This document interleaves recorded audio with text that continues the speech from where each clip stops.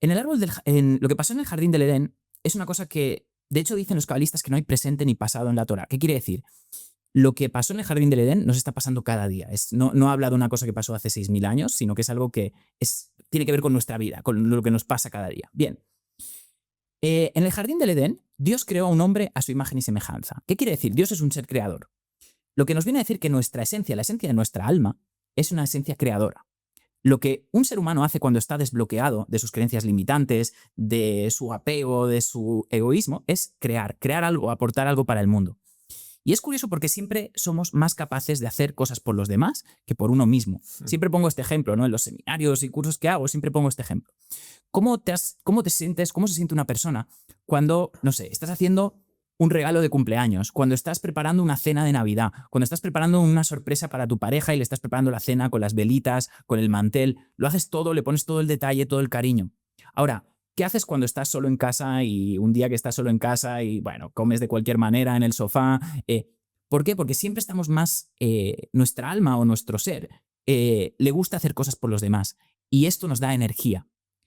Uno de los secretos en la cábala es que lo que hacemos por propósito no te roba energía, sino que te da energía.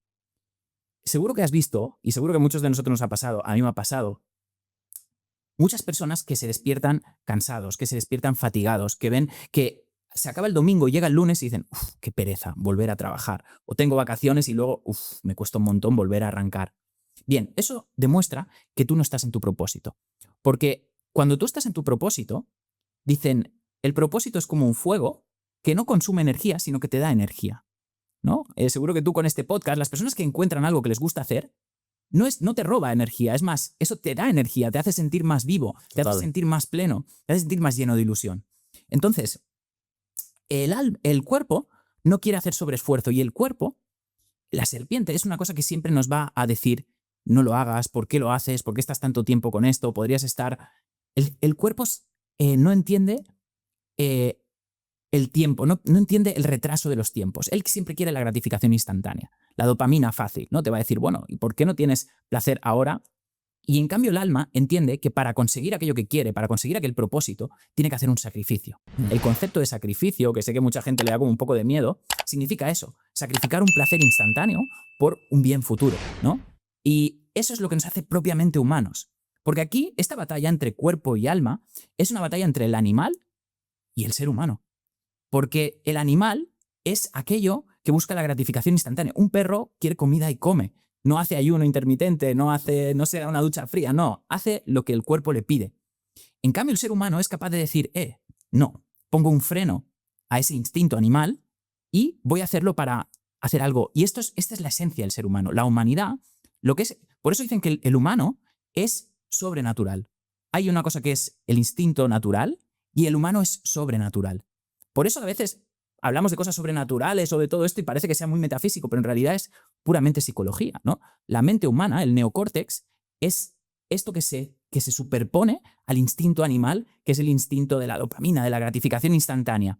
Y este cerebro animal no entiende que las cosas tarden tiempo, no entienden que puedas hacer algo y que puedas fracasar. Entonces, lo que hacemos en la cábala, y también lo hace el budismo y lo hace el estoicismo, es entrenar una resistencia a este cerebro instintivo que nos quiere sabotear. Y esto es lo que representa la serpiente. El ser humano era un ser creador en el jardín del Edén, que dice, en el jardín del Edén todo lo que el ser humano quería lo manifestaba. Era un ser manifestador. Ahora bien, vino la serpiente, y ahora entraremos si quieres en profundidad en eso, y cuando la serpiente hizo comer a Eva del árbol del bien y del mal, ocurrió que el ser humano fue expulsado del paraíso. El ser humano tuvo vergüenza, que también es una cosa muy interesante, se empezó a tapar el cuerpo porque se sentía vergonzoso, y el ser humano tuvo que trabajar con el sudor de su frente. Es decir, hasta antes del jardín del Edén, en el jardín del Edén, no existía el esfuerzo, no existía... el ser humano manifestaba aquello que quería. Y esto te lo voy a explicar bien porque hay que entenderlo. El árbol del bien y del mal es el árbol de las... Yo he estudiado mucho tiempo con Tony Robbins y con mentores en América, y Tony Robbins dice una cosa que está totalmente relacionada. El árbol del bien y del mal es el árbol del juicio. Y el árbol del juicio es pensar que hay cosas que están bien y que hay cosas que están mal. Y obviamente todo ser humano tiene que saber que hay cosas que están bien y cosas que están mal, porque si no esto sería un caos. Ahora bien, dice, antes de comer de este árbol, del bien y del mal, el ser humano tenía que comer de otro árbol, que es el árbol de la plenitud. El árbol de la vida, que se llama, el árbol de la vida, que es el árbol de la plenitud, es entender que todo tiene un sentido.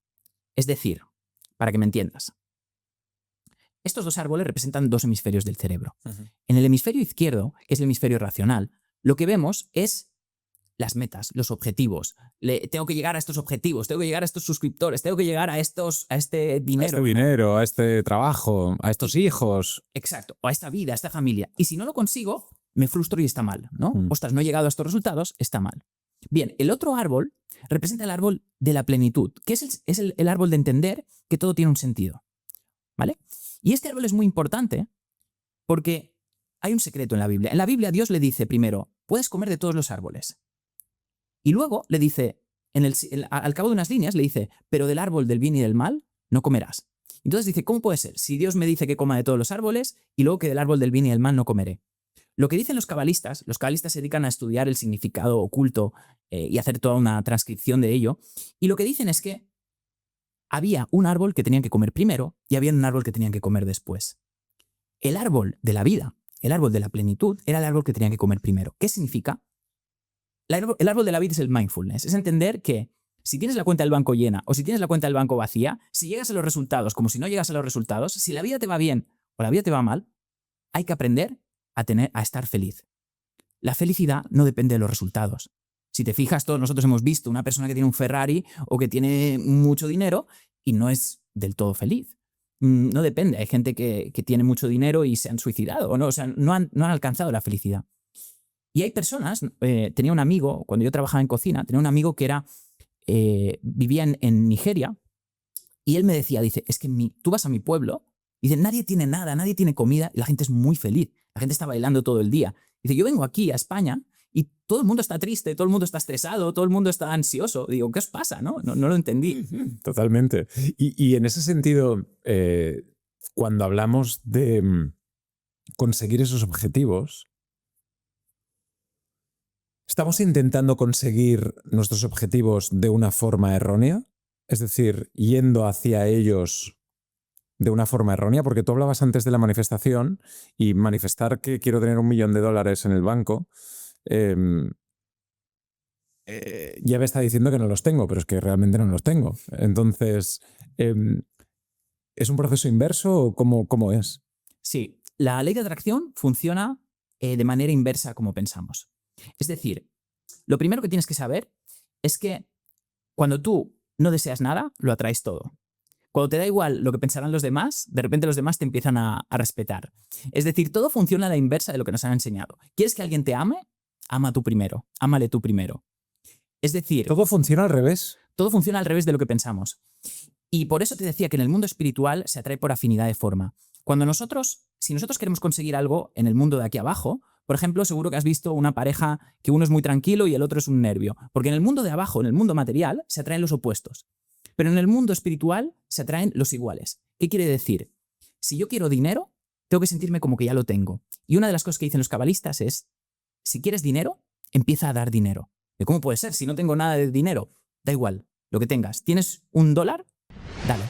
Porque cuando tú das, lo que estás haciendo primero estás saliendo de tu egoísmo. Y el egoísmo representa la serpiente. La serpiente es aquello que nos tienta y nos hace, digamos, volver al estado animal. Y las cabalistas, y aquí hay mucho que hablar, los cabalistas dicen que el dinero y el sustento y la abundancia es algo metafísico, es algo sobrenatural. Por eso aquí hay un concepto, un concepto muy diferente a lo que nos han enseñado. Nos han enseñado que el dinero es algo material, nos han enseñado que querer mucho es malo. De hecho, hay toda una programación en la cual parece como que hay una especie de nobleza en la pobreza. Si te fijas, y leyendo un poco la Torá y la Cábala, te vas a dar cuenta que ninguno de los patriarcas bíblicos fue